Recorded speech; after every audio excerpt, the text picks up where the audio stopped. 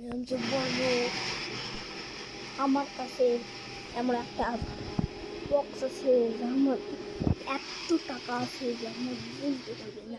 এর মধ্যে যদি 100 কোটি 200 কোটি টাকা থাকতো তাই আমার কোনো চিন্তা থাকতো না, ফেলা দিতাম।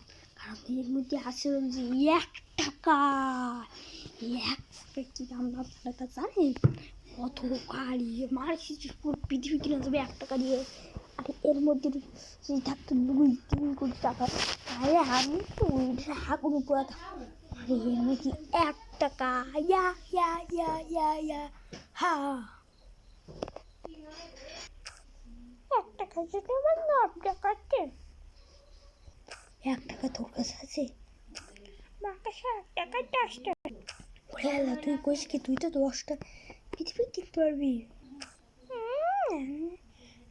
1 টাকা একটা চকলেট যদি কয় না 2 টাকা লাগে, আমরা পুরো পৃথিবী কিনতে পারবো।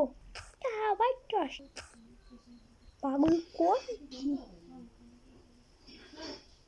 10টা কি ওই 100টা কিনতে পারবে? পাগলা বুঝলে?